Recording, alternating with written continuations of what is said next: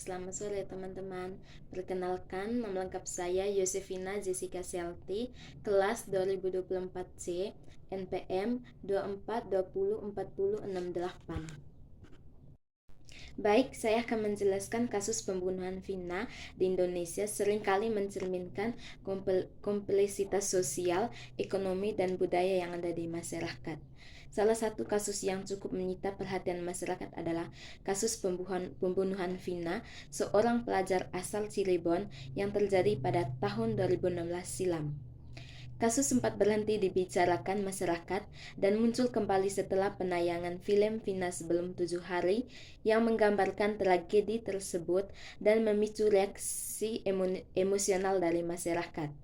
Pada awalnya, kasus ini menarik perhatian karena melibatkan sekelompok pelaku yang melakukan tindakan keji terhadap Vina dan pacarnya Eki.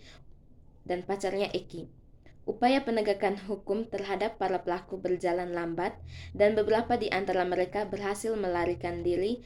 Hal ini jelas membuat frustasi keluarga korban dan masyarakat yang menuntut keadilan. Baru-baru ini, pemindahan 7 terpidana dari Lapas Cirebon ke Lapas Bancui dan Rutan Kebon Baru di Bandung dilakukan untuk memfasilitasi penyelidikan lebih lanjut oleh Polda Jawa Barat pada tanggal 1 Juni 2024. Ratusan warga memadati jembatan Talun untuk melakukan aksi damai. Mereka menuntut agar kasus pembunuhan Vina diusut tuntas oleh pihak berwenang. Dalam aksi tersebut, warga melakukan orasi, tabur bunga, dan doa bersama sebagai bentuk proses damai dengan dukungan terhadap keluarga korban yang masih mencari keadilan. Koordinator aksi Andre menekankan pentingnya keadilan sosial bagi seluruh rakyat Indonesia dan menolak diskriminasi dalam penegakan hukum. Seperti yang kita ketahui, dalam sila Pancasila memainkan peran penting dalam penerapan keadilan di Indonesia, terutama melalui sila kedua dan sila kelima.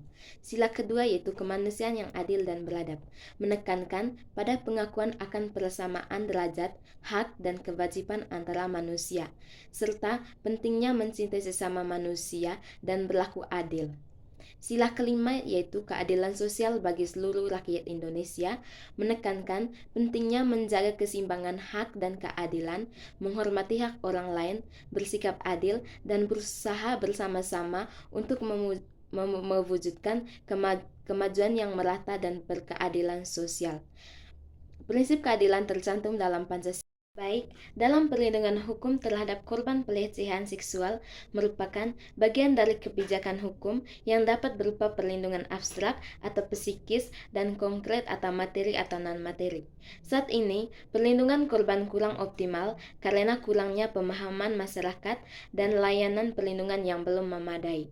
Pada awalnya, perlindungan korban tercantum dalam KUHP, tetapi hanya mencakup penggabungan perkara. Undang-Undang Nomor 13 Tahun 2006 tentang Perlindungan Saksi dan Korban yang kini menjadi Undang-Undang Nomor 31 Tahun 2014. Mengatur hak korban secara lebih komprehensif, mencakup perlindungan sejak penyelidikan hingga akhir proses hukum. Namun, perlindungan ini belum sepenuhnya efektif, misalnya keadilan restoratif yang sering diartikan sebagai damai atau keluargaan, bukan untuk menghindarkan pelaku dan pertanggungjawaban. Mari kita saksikan video berikut. Anda masih bersama kami di Lintas News Pagi. Pemirsa, Polda Jawa Barat menggelar prarekonstruksi kasus pembunuhan Vina di Cirebon Rabu malam. Dalam proses prarekonstruksi ini, polisi melakukan pengecekan sejumlah lokasi yang merupakan TKP pembunuhan. Tim dari Polda Jawa Barat pada Rabu malam melakukan pengecekan beberapa lokasi yang terkait kasus pembunuhan Vina. Dalam prarekonstruksi ini total ada 6 titik yang dicek, diantaranya warung nasi tempat saksi kunci aib melihat pelemparan batu terhadap Vina dan juga Eki, sekitar SMPN 11 Cirebon hingga jembatan Talun yang menjadi lokasi pembuangan jasad korban. Saat ini menyangkal. Sudah 8 tahun berlalu, namun saat ini menyangkal. Polisi juga mendatangkan para terpidana kasus Vina, namun tetap berada di dalam kendaraan. Namun polisi belum membawa tersangka Peggy ataupun saksi. Rencananya polisi menggelar rekonstruksi kasus ini pada hari Jumat bersama dengan jaksa. Kasus pembunuhan Vina 8 tahun silam kembali menjadi sorotan masyarakat. Polisi sempat merilis 3 nama tersangka yang buron.